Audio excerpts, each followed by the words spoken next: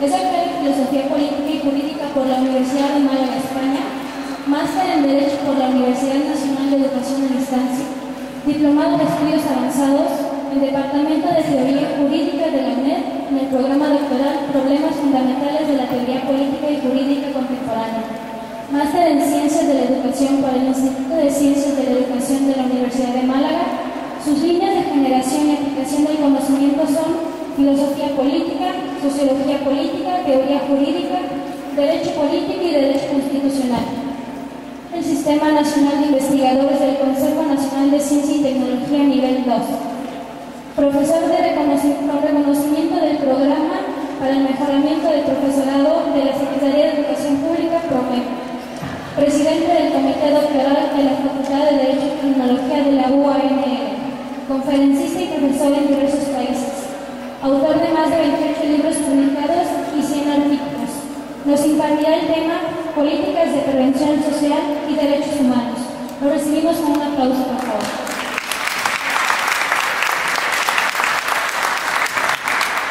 Muchas gracias.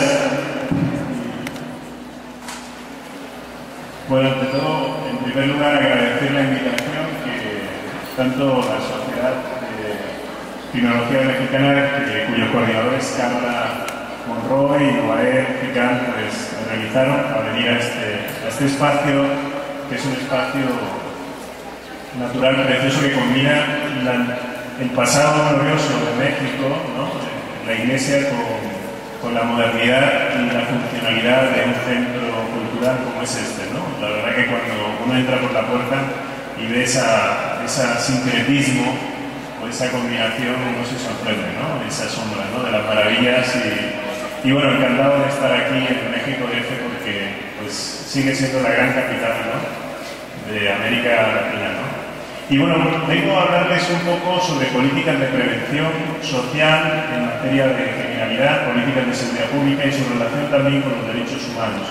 Y para eso, evidentemente, tenemos que un poco ubicarnos en nuestras circunstancias, es decir, de dónde venimos, hacia dónde queremos ir, cómo planificar, evidentemente, políticas de prevención a largo plazo, políticas que den frutos precisamente en la prevención del delito, en la prevención de la criminalidad. Y bueno, nuestro proceso, el proceso que estamos viviendo en México actualmente, es una paulatina consolidación del gobierno democrático, de la democracia, ¿no? La democracia como un sistema de transición progresiva, evidentemente, que en una fase ininterrumpida, que nunca frente a presiones económicas, sociales y políticas. Yo creo que esto abre las posibilidades de ir planificando políticas de seguridad pública más certeras, políticas que realmente acometan un combate efectivo a la delincuencia organizada y, como todo proceso de transición, ¿no? Dentro de esas circunstancias, evidentemente todo régimen de transición política, porque venimos de un régimen autocrático, un régimen autoritario, todo régimen de transición es una estructura ambigua, ¿no? Donde hay avances democráticos, retrocesos autoritarios y por tanto tenemos que ubicarnos en ese contexto de transformación del Estado, contexto de transformación de una sociedad y contexto evidentemente de regeneración de un tejido social, de una sociedad civil. Toda transición incorpora ir implementando no solo el pluralismo político, la representatividad política, que haya pluralismo de partidos, sino también viendo que la conexión de implantar y consolidar un Estado democrático viene aunada, viene vinculada a la implementación de un modelo de Estado de Derecho. No hay democracia si no conseguimos implementar un Estado de Derecho. Y yo creo que ahí es donde realmente estamos fallando un poco, es decir, en los niveles de gobernanza en cuanto a cultura de la legalidad, en cuanto a imperio de la ley, en cuanto a generar un combate efectivo a la corrupción. Y eso es realmente lo que merma un poco todo este proceso histórico que estamos viviendo de inseguridad ciudadana, de inseguridad pública, ¿no?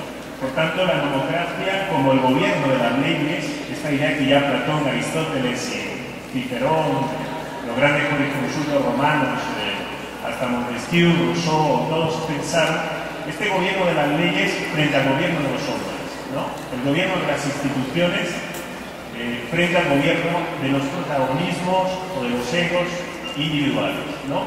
Este realmente es el modelo de Estado de Derecho. Por tanto, repito, no hay Estado democrático si no implementamos necesariamente un Estado de Derecho.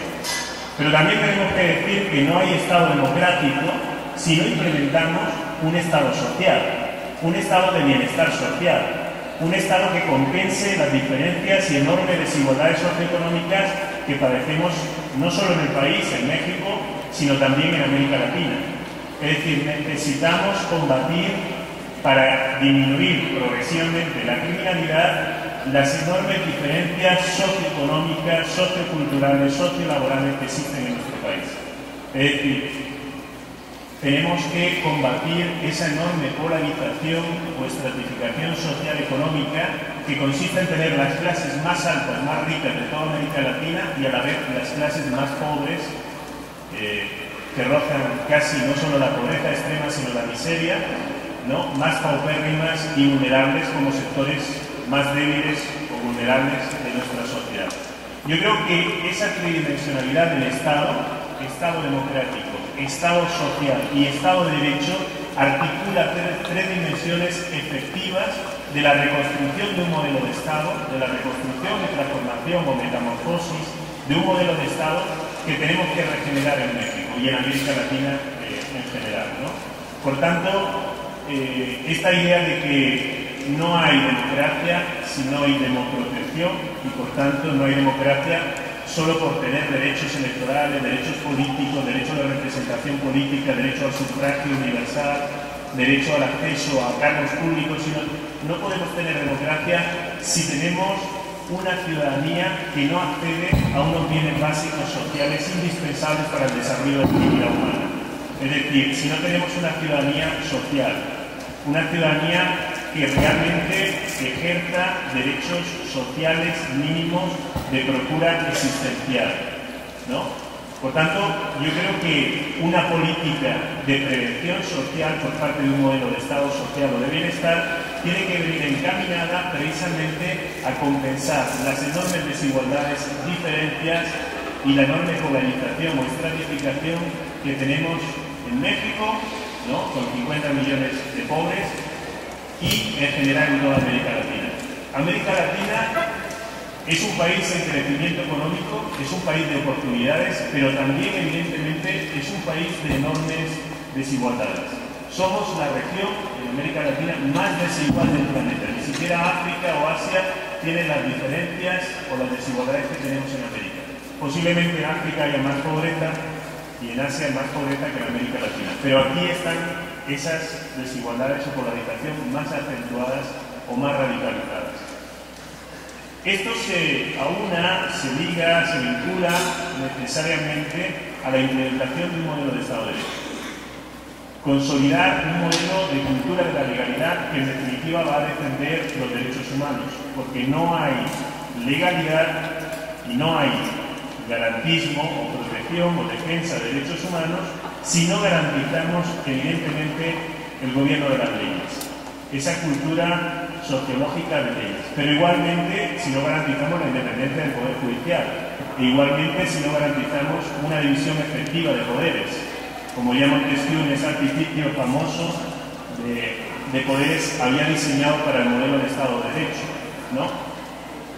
Tenemos que articular realmente para, de alguna forma, combatir el abuso de poder, que puede ser un abuso que vulnere nuestros derechos fundamentales, ¿no? Como una injerencia por parte de las fuerzas del orden público, de la policía, del ejército o de cualquier otra instancia gubernamental, ¿no? Tenemos que generar precisamente una división efectiva. El poder, la experiencia a lo largo de la humanidad nos demuestra que el poder corrompe, que el poder nos lleva al abuso del poder, que el poder nos lleva a la extralimitación del poder y por tanto a la conculcación de derechos fundamentales. Por tanto, contrapesar el poder, contrarrestar el poder, dividir el poder es generar límites al poder para que el poder no pueda de alguna forma, quitarnos libertades fundamentales, libertades públicas o derechos fundamentales. Esa idea de Montesquieu de que el poder frena al poder y de que todo abuso de poder debe ser combatido es una idea fundamental que también tiene que ver con un modelo de Estado democrático, con un modelo de Estado constitucional, con un garantismo constitucional de derechos y libertades. Entonces, frente a la vulneración, conculcación y violación sistemática que a veces se producen de los derechos humanos, ¿no? El doctor Emilio antes nos hablaba de la victimología, nos hablaba de los derechos de las víctimas, ¿dónde queda el derecho de las víctimas, no? Creo que esto es importante, ¿no? ¿Dónde quedan los derechos fundamentales de todos ciudadanos, ¿no? ¿Dónde quedan realmente esos derechos como una garantía, como un presupuesto de dignidad humana, que es la premisa antropológica de todo Estado constitucional, de todo Estado democrático, social y de derecho, ¿no? Junto a eso también la fiscalización de la administración pública. Reformar el Estado es generar una administración desvinculada de la politización excesiva que tenemos en el Estado. Muchas veces el Estado no es suficientemente independiente porque todo se politiza, ¿no? Realmente nos falta cultura institucional, nos falta Estado y nos sobra política entendida en el sentido negativo, ¿no? Necesitamos una gran política, una política de estadistas, una política de saber acometer precisamente los retos que tiene México de aquí a 20 años para eliminar progresivamente el crimen organizado. Pero eso se requiere, o para eso se necesita una visión de Estado, una visión de un modelo de Estado donde la administración pública, como brazo derecho del Estado, ejecutor de políticas públicas, sea una administración independiente del poder político, del poder ejecutivo, de los partidos, en definitiva.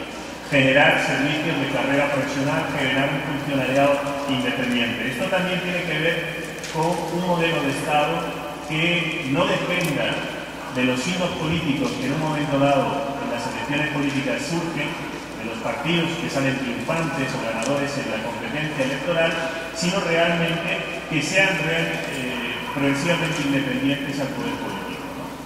Los derechos y libertades, por tanto, presuponen una exigencia ética, una exigencia moral, pero también son una reivindicación política y por tanto son derechos positivos que tienen que ser reconocidos no solo constitucionalmente sino en leyes federales, ¿no? No solo deben ser amparados en nuestra Carta Magna Constitucional, la Constitución de Querétaro de 1917, sino que tenemos que profundizar también en su contenido sustancial, en su contenido esencial. Muchas veces nos hemos quedado en un constitucionalismo nominal, semántico, pero que no se ha trasladado o no se ha expresado en la articulación o la integración de un modelo de sociedad o un modelo de Estado. Simplemente una declaración de derechos muy avanzada, porque la Constitución de Querétaro era una constitución muy avanzada de un enorme garantismo social, una de las grandes constituciones pioneras en derechos sociales, fruto de la Revolución Mexicana, gran pionera de los derechos sociales, económicos, culturales, pero ¿dónde quedaron esos derechos? ¿Dónde han quedado realmente esos derechos sociales? Esa es la pregunta que hoy por hoy yo creo que como criminólogos, como juristas, como sociólogos, antropólogos, filósofos, nos tenemos que replantear. ¿Qué ha pasado con los derechos sociales? ¿Qué ha pasado con las políticas de prevención social? Que son políticas nucleares que van a compensar las enormes desigualdades y evidentemente combatir ese caudal de futura delincuencia o delincuencia organizada que se está produciendo en el país. El Estado democrático, conquistar la democracia no como un estatus en el que cómodamente digamos, no, ya tenemos democracia porque tenemos tribunales electorales federales, tenemos el IFE, tenemos las comisiones electorales estatales. No, la democracia no es un estatus en el que cómodamente se puede instalar un país. Ningún país hoy por hoy puede decir que es verdaderamente democrático si en ese Estado, si en ese país se vulneran diariamente derechos y libertades.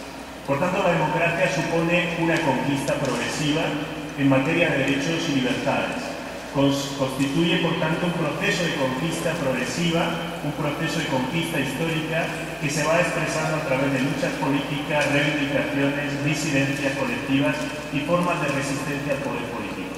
Creo que las expresiones que aquí tuvieron lugar en el 68 por los estudiantes de la UNAM abrieron una oportunidad a las libertades de expresión, de manifestación, de reunión, libertades de conciencia, libertades de pensamiento, y hoy por hoy estamos en un régimen donde podemos ejercer la libertad de expresión y la libertad de cátedra precisamente porque en el 68 hubo estudiantes universitarios de la UNAM que se echaron a la calle para luchar contra un régimen autoritario y autocrático, pidiendo una apertura y un reconocimiento a esos derechos y libertades de una sociedad avanzada, de una sociedad democrática.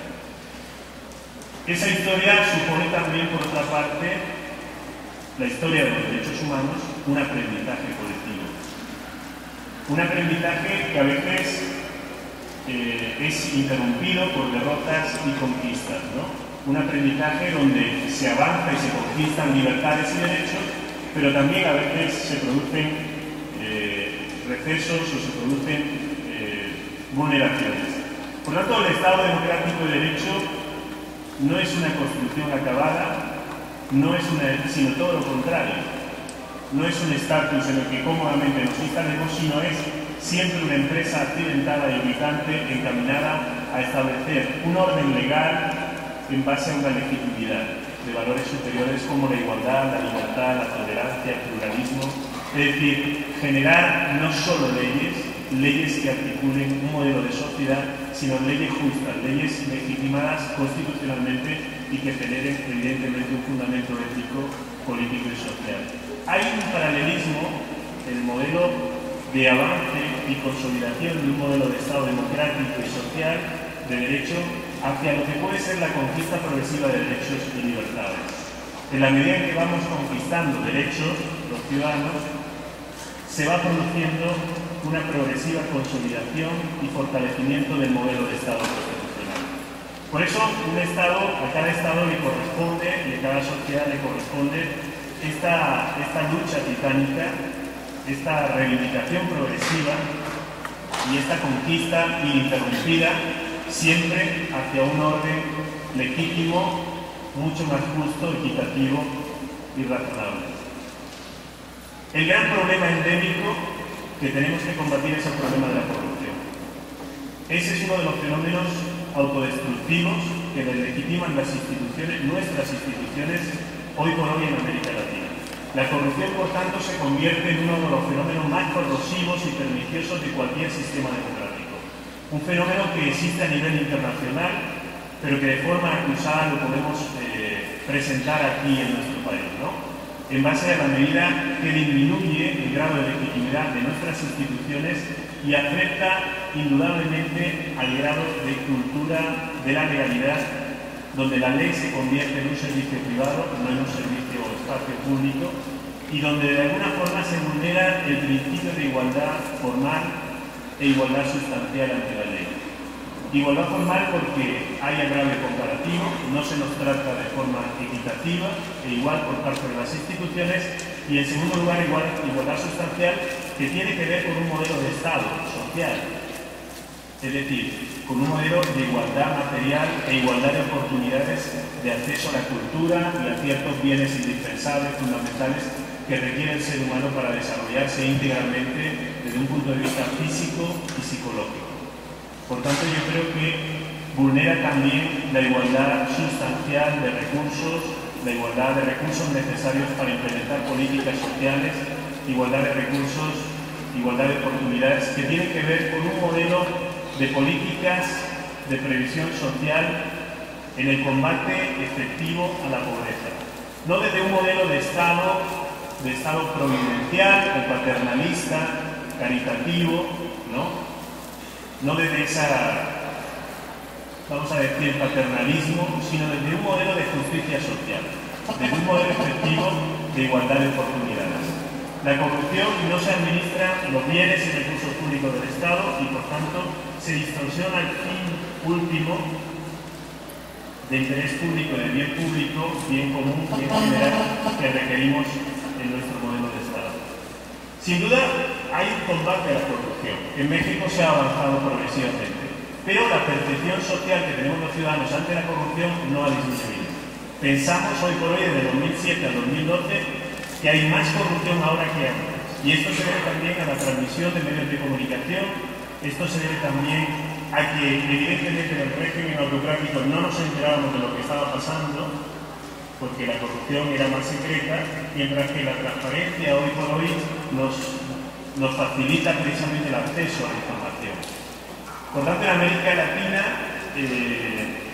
realmente ha habido una eliminación progresiva, y en concreto en México ha habido una disminución progresiva de actos de corrupción. Sin embargo, la percepción ciudadana, lejos de disminuir, ha aumentado.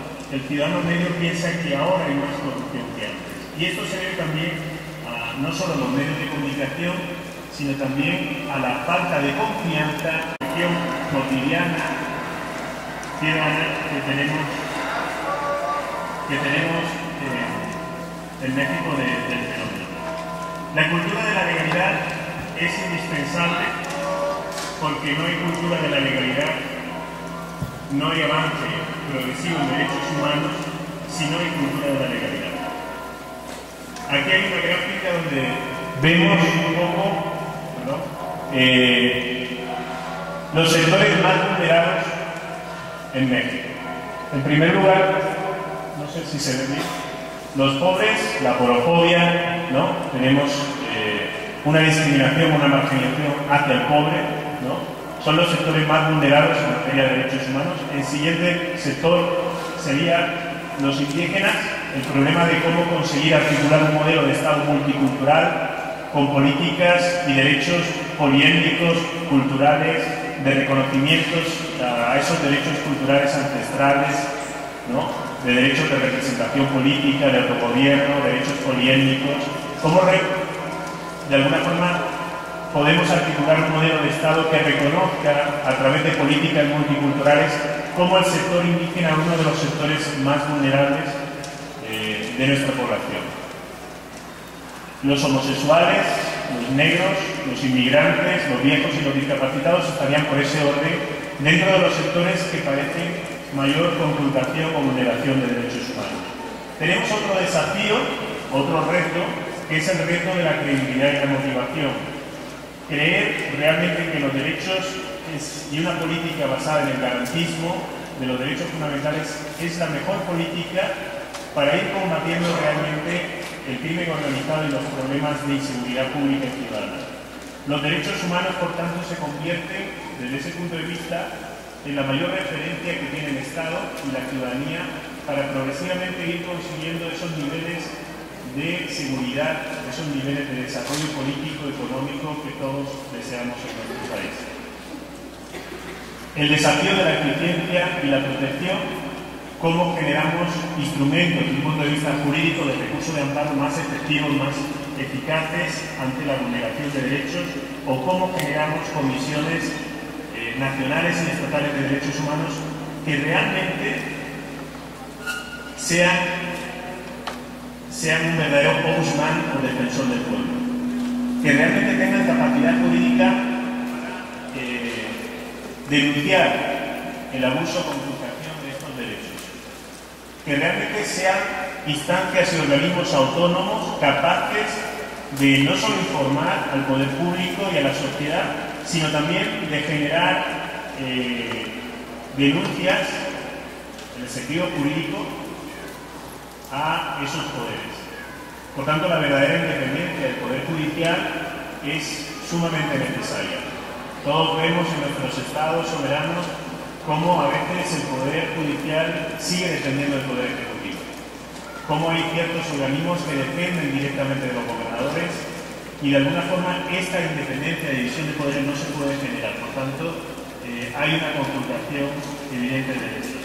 Las políticas de difusión, promoción, políticas de prevención y animación en materia de derechos humanos también son necesarias, entendiendo que no hay una cultura política democrática avanzada en un país si no avanzamos progresivamente una cultura de los derechos humanos, ¿no?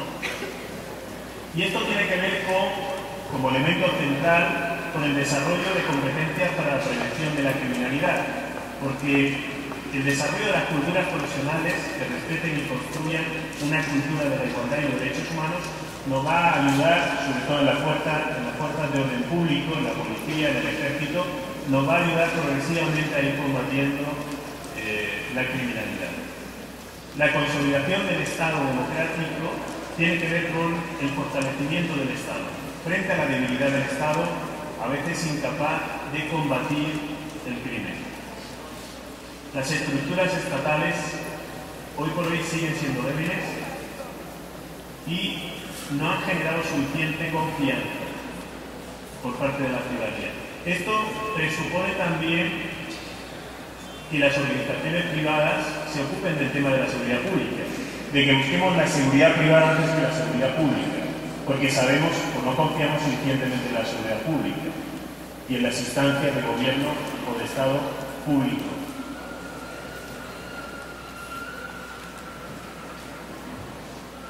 Todos conocemos las directrices un poco de Naciones Unidas en materia de prevención de la delincuencia y normalmente cuando se estudia la prevención se estudia de estas cuatro ópticas, ¿no? Primero, prevención a través del desarrollo social, por tanto de políticas sociales que generen igualdad de oportunidades, de un modelo de Estado social. Segundo, prevención a nivel local o prevención comunitaria.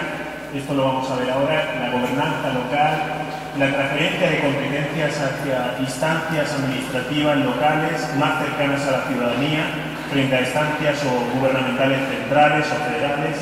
En tercer lugar, la prevención situacional, que el doctor Rogelio ya nos habló ayer magistralmente de ella, la prevención espacial, situacional, que tiene que ver con el entorno, el ambiente, y la prevención de la reincidencia en cuanto a las propuestas de reinserción, rehabilitación que tenemos que hacer sobre el sector de aquellos que están siendo privados de libertad en nuestros centros penitenciarios.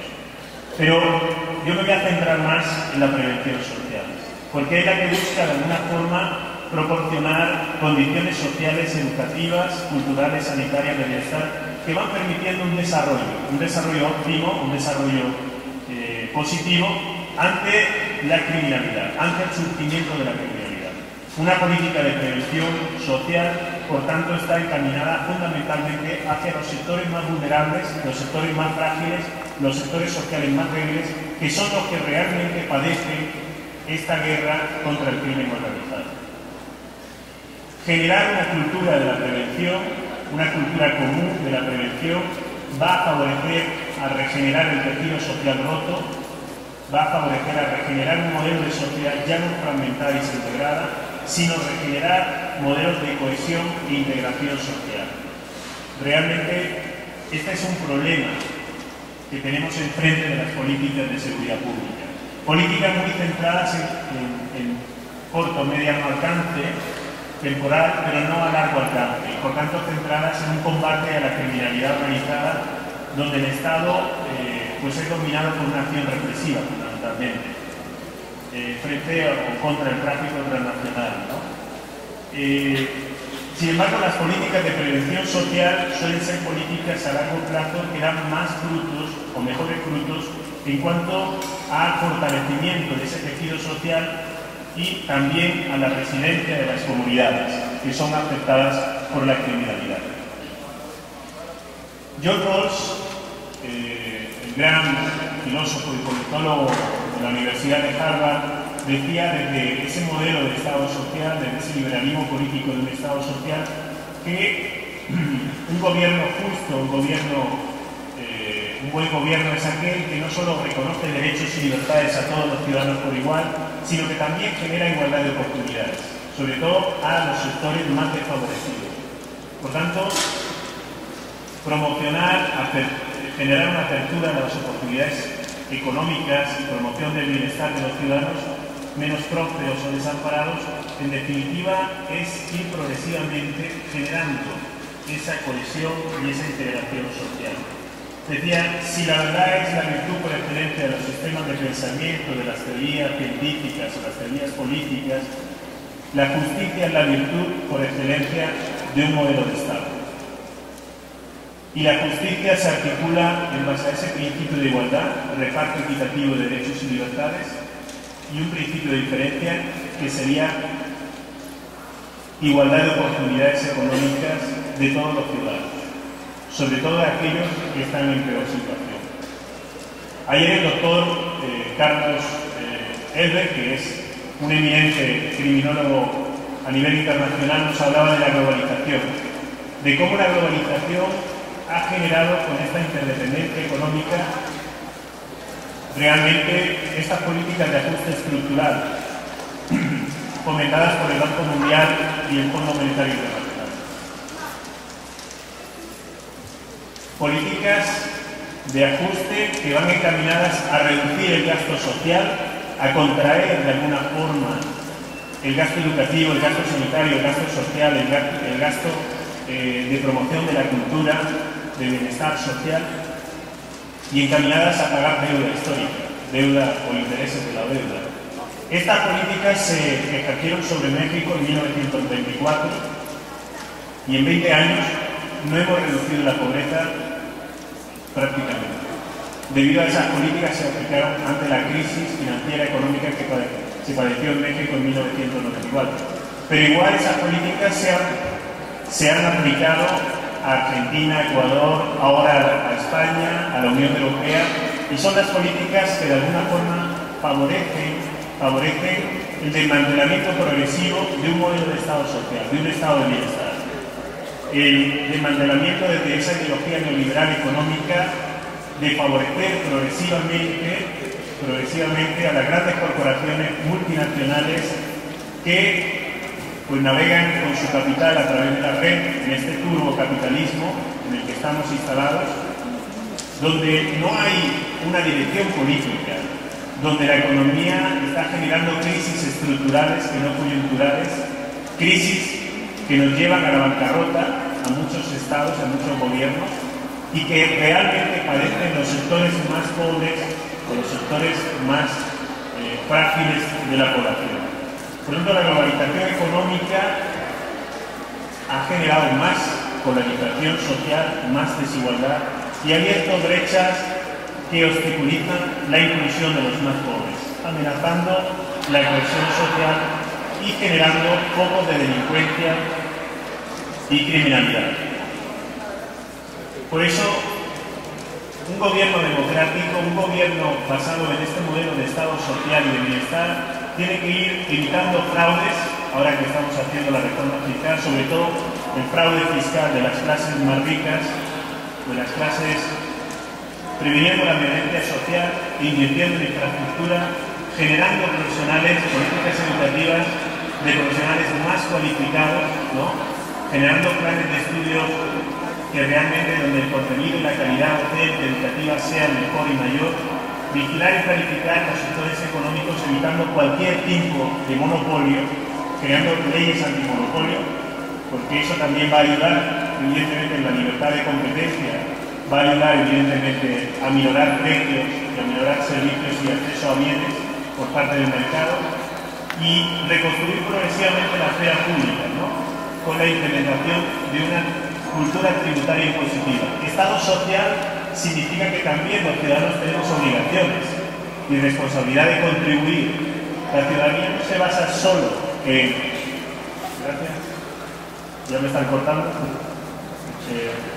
No se basa solo en reconocer y defender derechos y libertades, sino también en reconocer responsabilidad y obligaciones que tenemos los ciudadanos con respecto al Estado, con respecto a la sociedad, ¿no?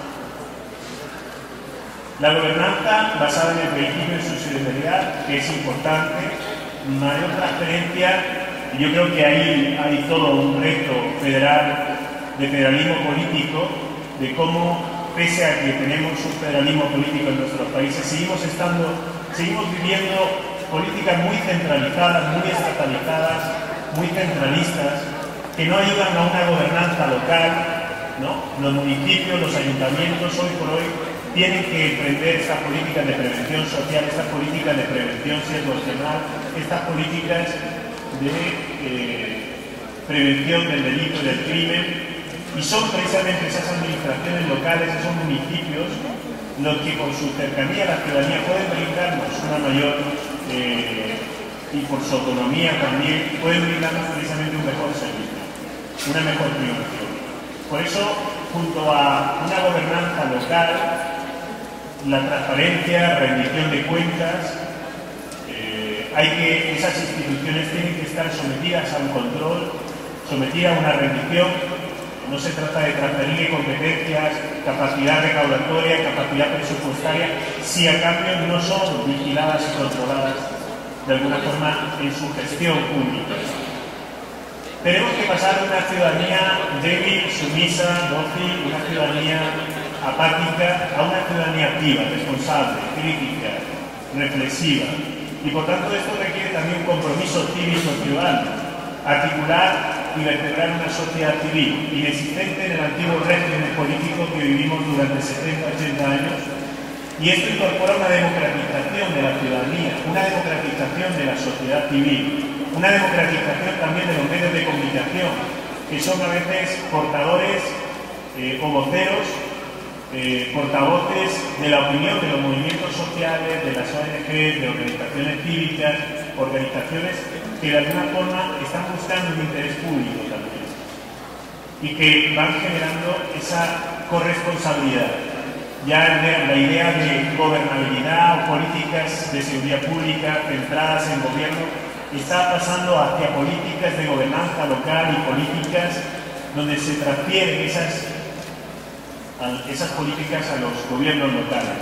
Por tanto, donde hay una mayor corresponsabilidad por parte de la ciudadanía frente a la inseguridad, donde todos somos actores y todos somos sujetos activos y todos nos sentimos responsables del proceso de inseguridad que estamos viviendo.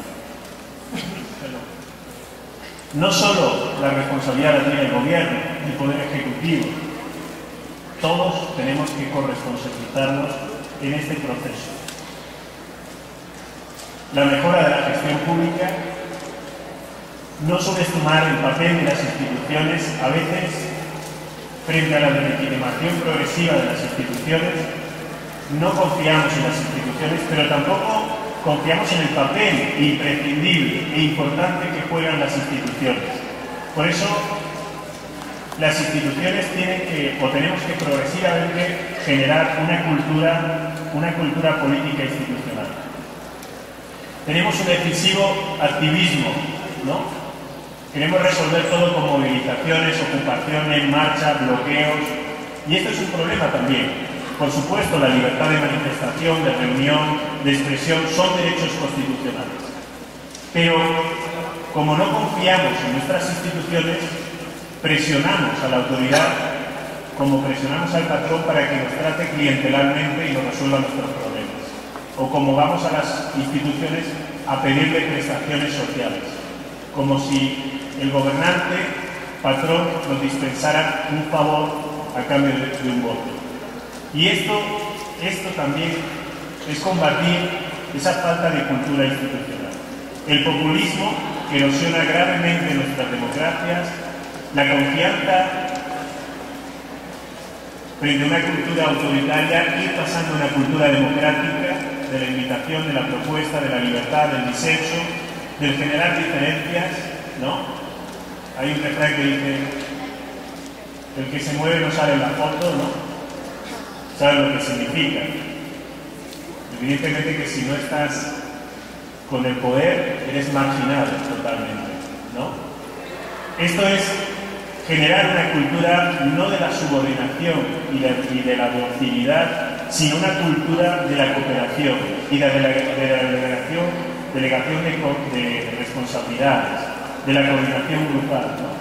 Nuestras instituciones, nos falta capital social, tenemos un rico capital humano, pero nos falta capital social. La confianza que tenemos en nuestras instituciones es poca. Confiamos más en la Iglesia, que es una institución privada, que en los partidos, la policía, los sindicatos o los... Bueno, ya creo que me están cortando, literalmente, y si me permite, con un minuto ya termino, ir generando ese traspaso del capital humano al capital. Aquí vemos el grado de confianza en nuestras instituciones. Las mayores instituciones de confianza son las universidades, la Iglesia y el Ejército. Y por último estarían las instituciones de mayor importancia o relevancia política: diputados, partidos políticos, policía, sindicatos, senadores, presidente. Estas son las instituciones peor valoradas por los mexicanos. Por eso, los niveles de temor al crimen y sentimiento de inseguridad pueden aumentar si no disminuimos ese grado de confianza.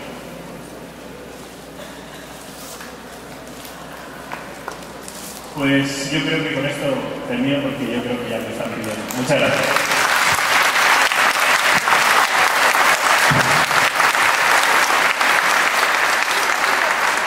A continuación abrimos un espacio de preguntas y respuestas.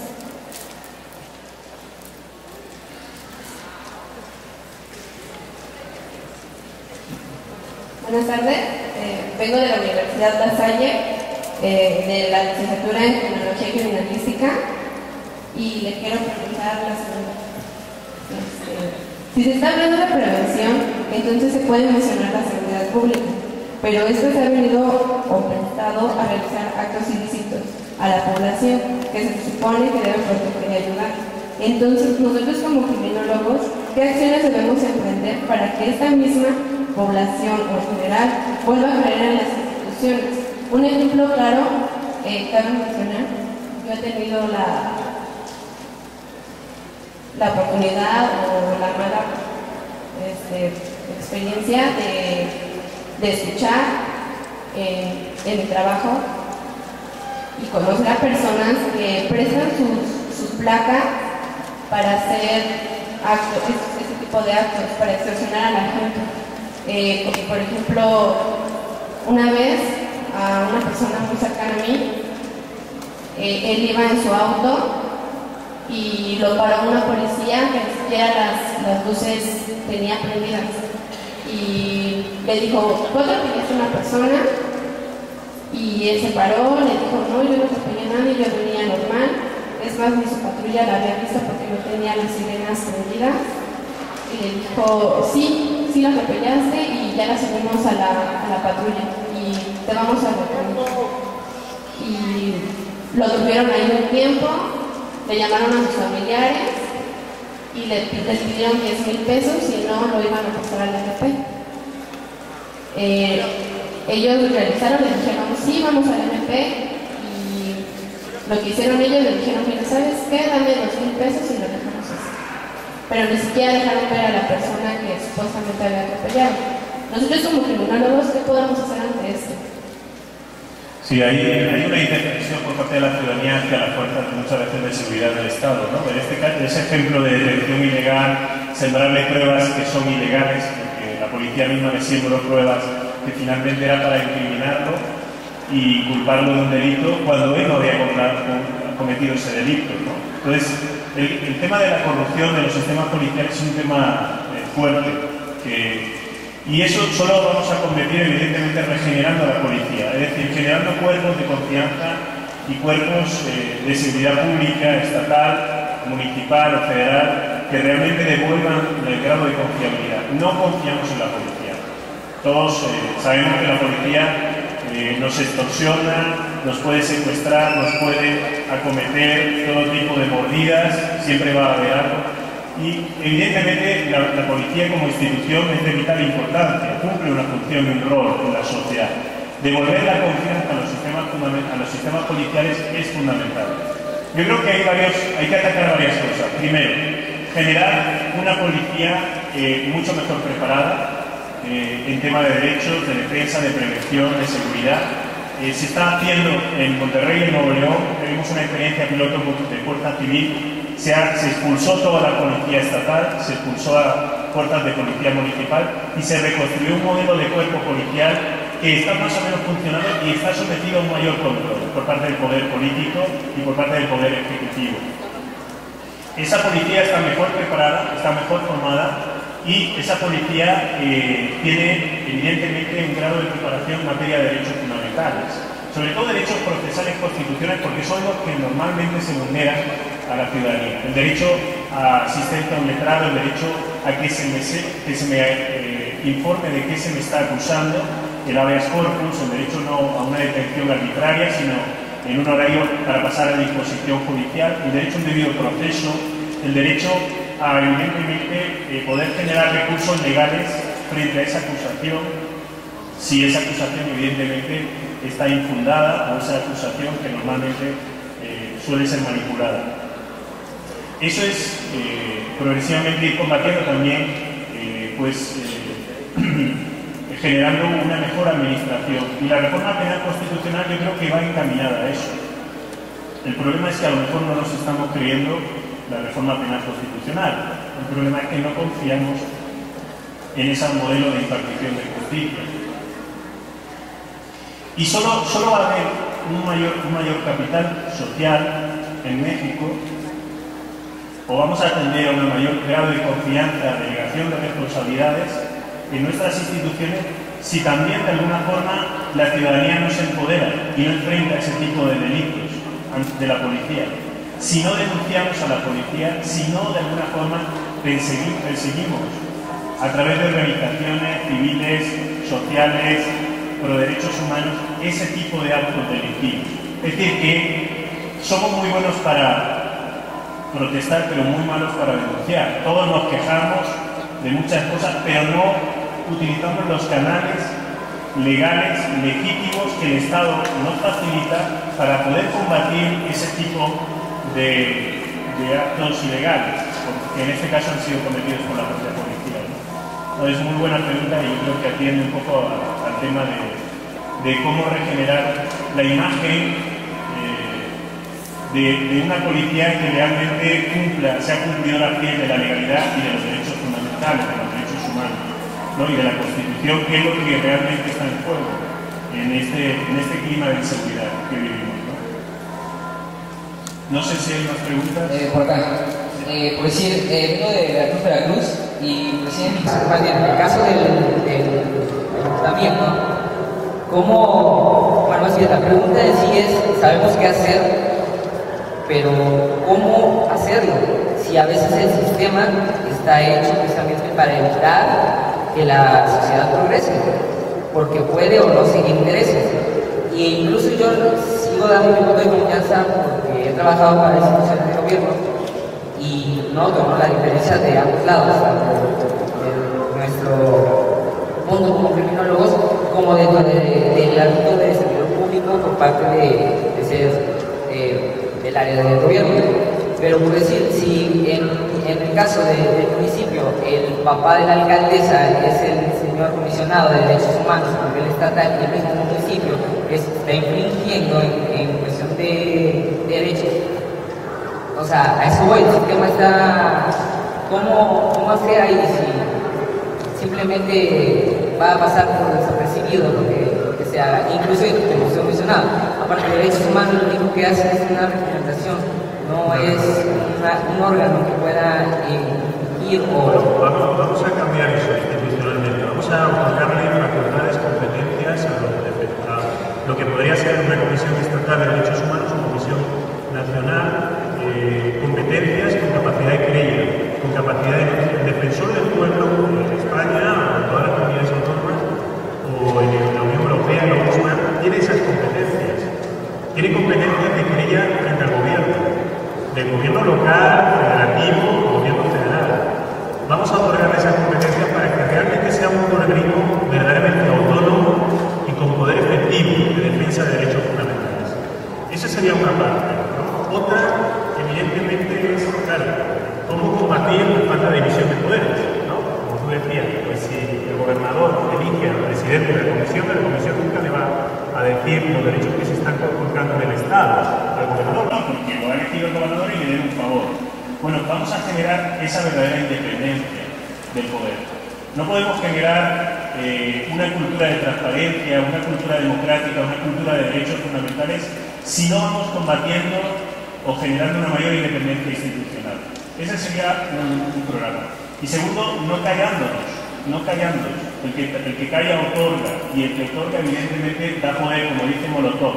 No le demos poder al poder, ¿no? Porque más duro nos van a venir a dar. En definitiva es esto.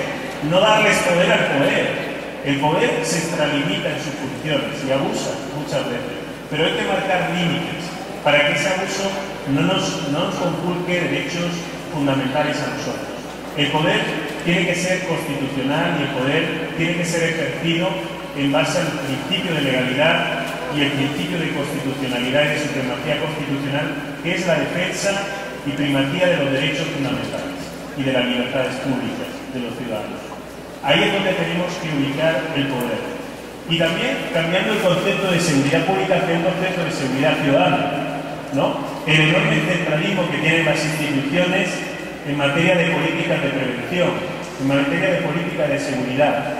La seguridad ciudadana implica esa corresponsabilidad, donde los criminólogos también, dentro de nuestras facultades, competencias, vamos empoderándonos y vamos de alguna forma generando esas políticas de prevención situacional, de prevención social, de prevención local, de prevención comunitaria, de prevención que se requieren tanto en municipios, ayuntamientos, gobiernos, entidades federativas, gobiernos federales. Ahí tenemos un campo de acción extraordinario en materia de políticas de prevención, de diseño, planificación, formulación de políticas y evaluación de las mismas políticas. Muchas veces hay discontinuidad en las políticas, porque cuando empiezan a dar efectos, cuando empiezan a dar frutos, es cuando llega el gobierno del otro signo político y aborta las políticas. Ese es un grave problema de permanencia de nuestras políticas. Gana el signo opuesto en el municipio e inmediatamente todo lo anterior ya no sirve. Eso es algo que los criminólogos, y yo creo que debería haber en cada municipio funcionarios civiles del Estado como criminólogos, que fueran del Estado y que estén ejerciendo ese programa de elaboración de políticas de prevención. Ahí tenemos un extraordinario campo. Y desde luego, ¿qué estamos haciendo? El hecho de estar reunidos aquí ahora, formándonos, actualizándonos, formándonos de forma permanente y continua como criminólogos, como universitarios, ya también es hacer algo por el país. Es también cambiar la realidad del país. Es también ejercer presión. Es generar publicaciones, libros, seminarios, congresos. Creo que esto es también cambiar un país. Y ya lo estamos haciendo. Yo creo que estamos llevando la teoría a la praxis, ¿no? Y para hacer una buena praxis no nos debemos ir con urgencia, sino interpretar, analizar la realidad para diseccionarla con un buen bisturí y poder acometer políticas de transformación social. Por eso tenemos que conocer bien la realidad. Y esta es la primera responsabilidad que tenemos como universitarios, como estudiantes. Conocer la realidad para poder transformar progresivamente la realidad, ¿no?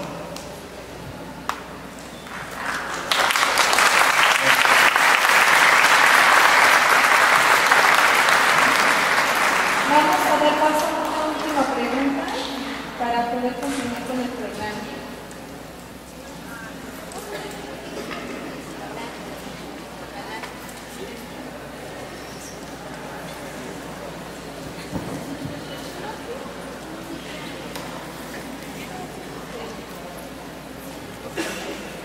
¿Ustedes creen que un sistema de autogestión comunitaria ayudaría a erradicar las violaciones de derechos humanos por parte del Estado y así evitar extremos como tener que crear grupos de seguridad comunitaria? Bueno, muy buena pregunta. Un sistema paralelo de autogestión de defensa, por ejemplo, lo que ha pasado en Guerrero, las defensas comunitarias de los vecinos, o en Morelia, en Michoacán, los mismos vecinos se agrupan para autodefenderse del narco, de las extorsiones, de los secuestros. Yo creo que la sociedad se tiene que autoorganizar y autogestionar, pero no menospreciemos o no minusvaloremos el papel que tiene el Estado. Por eso decía, nuestras instituciones están tan deslegitimadas, están tan menospreciadas, que no creemos en ellas, porque no son operativas, no están funcionando. En Guerrero, los vecinos se agruparon en medidas de autodefensa, porque el Ministerio Público no funcionaba, la Policía Local no funcionaba, el Ejército no funcionaba, y estaban viviendo la violencia, ¿no? En Morelia pasó igual. Pero esto nos lleva también a un problema, y es realmente algo que quería hablar y que no pude por falta de tiempo. Es que toda participación ciudadana es positiva, pero cuidado, es ventajosa porque nos ayuda a organizar la sociedad civil como un buen sujeto y actor de mayor seguridad pública, pero también hay peligros. No todas las organizaciones cívicas, sociales son buenas. A lo mejor la población, lo hemos visto en linchamientos a la policía, hemos visto linchamientos a secuestradores o violadores. También no podemos tomar la justicia por nuestra mano. También estas organizaciones civiles comunitarias se pueden tomar la justicia por su mano, y esto es peligroso también. Y hemos vivido también este tipo de experiencias. Por tanto, yo creo que lo que tenemos que hacer es coadyuvar esfuerzos. Sí hay sistemas de autogestión comunitaria, sí en las comunidades, en las colonias, tiene que haber líderes y tiene que haber dirigentes que comiencen a generar una confianza en torno a la autodefensa y que colaboren estrechamente con la policía local, urbana, con una policía más cercana a la ciudadanía, pero también tiene que haber esa ayuda, esa vinculación, esa corresponsabilidad entre, por una parte, las instituciones, las fuerzas del Estado, las fuerzas de orden público, y por otra parte la ciudadanía. Yo creo que tenemos que entrar en una dinámica de corresponsabilidad y de ayuda mutua, no tanto generar un mini Estado en paralelo al Estado, que es lo que muchas veces está ocurriendo, ¿no? La propia autogestión de, bueno, como la seguridad pública no funciona, nos vamos a la seguridad privada, ¿no? Y en nuestra colonia vamos a poner, pues, cámaras, sistemas electrónicos, y le estamos dando juego al mercado de la seguridad privada, porque sabemos que la seguridad pública no funciona. Esto también es peligroso. Yo creo que necesitamos seguridad pública, necesitamos regenerar la seguridad ciudadana y la seguridad pública a través de esta ayuda mutua y a través de esta corresponsabilidad, ¿no? Entonces sí creo en el sistema de autogestión comunitaria, pero con ayuda también del Estado y con esfuerzos que coadyuven. La sociedad civil tiene que vertebrarse, tiene que ayudar, ¿no? Y hay muchos actores, iglesias, empresas, sindicatos, movimientos sociales, ONG, organizaciones por los derechos humanos. Todos pueden, como actores, coadyuvar en un esfuerzo de búsqueda de la seguridad ciudadana cada vez más, ¿no?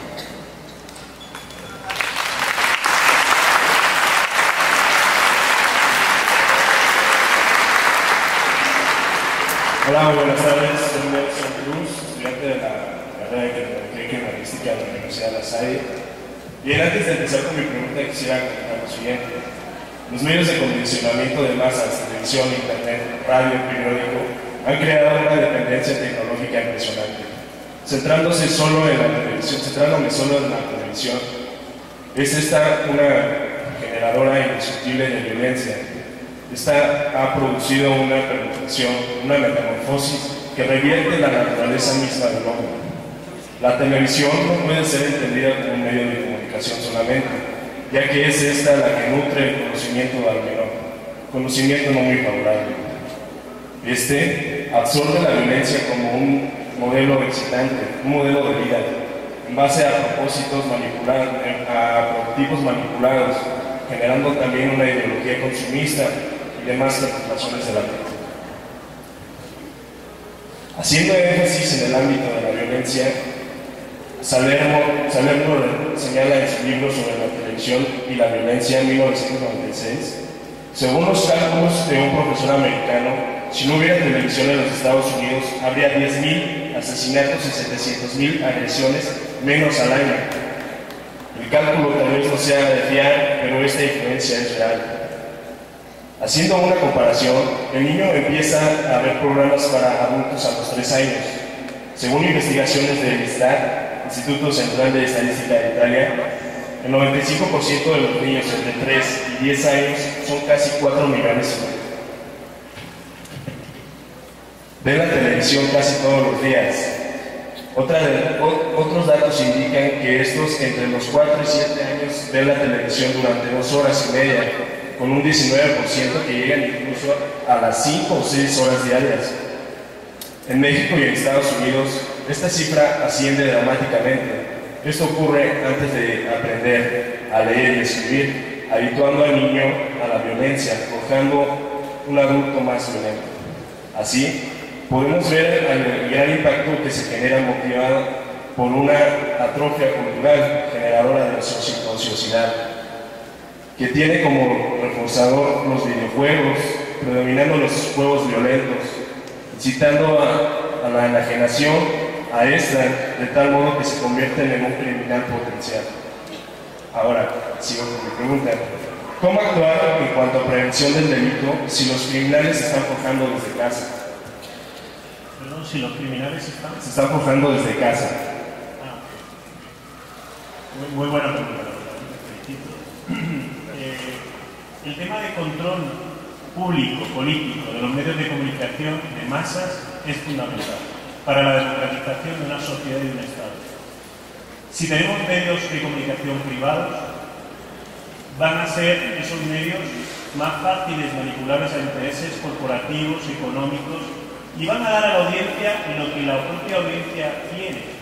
Pues ¿qué es? Lo que tú dices, información amarillista, de morbo, de violencia, agresiva, bélica, militarista, que realmente lo vemos en la prensa, no sé, de los cruceros. Ustedes paran en un semáforo y ¿qué tipo de periódicos vemos? Periodismo chabacano, mórbido, periodismo sensiblero, periodismo donde aparece la persona descuartizada, la mujer violada. Eso es lo que una parte de la ciudadanía demanda. Es decir, como visión, ¿no? Entonces, si el poder político, el poder federal, no entra a una regulación de los medios de comunicación, hacia una ética pública, hacia una ética periodística, una ética de la comunicación, ese tipo de medios de comunicación va a seguir impactando y va a seguir formando lo que tú dices, un modelo futuro de delincuencia, donde yo me he educado en una cultura violenta y por eso soy violento. En definitiva, yo creo que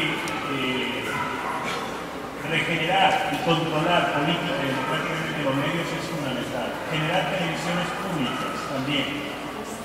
Controladas políticamente, con intereses públicos.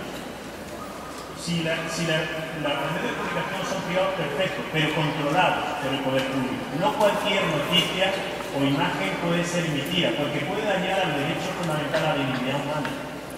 El derecho fundamental al derecho básico que tenemos todos, que es el derecho a la vida, el derecho a la integridad física y corporal y psicológica.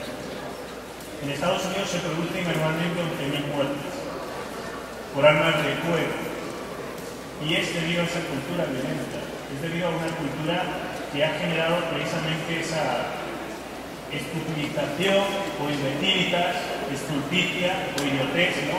Vamos a decir pendetés, en términos mexicanos, de la ciudadanía. Porque claro, yo creo que ayer el doctor hablaba muy bien de esta cuestión, ¿no? La televisión nos estupidiza de alguna forma. El idiotez para el griego frente al polités. El polités es el ciudadano maduro, reflexivo, crítico. Frente al idiotez, el idiota, el imbécil, el pendejo, es el que busca su propio interés a costa del interés público, pero finalmente padece las consecuencias de su egoísmo. Ese es el imbécil. Y no sopesemos o subestimemos que tenemos pendejos, ¿no? Incluso en el gobierno, ¿no? O sea, también, ¿no? Entonces, ¿cómo combatir eso? ¿Cómo combatir la estupidización de una ciudadanía que no ha tenido, pues, a través de programas educativos, programas de campaña de prevención, educación para la paz, la educación para la paz, educación para los derechos humanos, la educación de igualdad de género? La educación es de vital importancia. No hay democracia, no hay ampliación de derechos y libertades si no generamos políticas educativas a toda la ciudadanía. Hay un sector de la educación que está al margen de la educación, que no accede a la cultura ni a la educación. ¿Cómo recuperamos esos sectores? Que normalmente son los sectores de estratificación social más baja. ¿Cómo recuperamos a esos sectores que son carne de cañón del ejército y que son los que están cayendo en nuestras cifras de muertos en México? ¿Cómo combatimos esa cultura violenta, esa cultura agresiva? Pues solo a través de una cultura de la paz, una cultura que respete los derechos humanos. Y aquí también los criminólogos tenemos mucho que hacer, ¿no? En campañas de educación para la paz, campañas de prevención del crimen, campañas de cooperación social, ¿no? A través de talleres educativos y los sectores más vulnerables, que vayan generando precisamente esa cultura, una cultura de la paz fuerte, sólida, para combatir la cultura de la libertad. Gracias por Agradecemos mucho al doctor.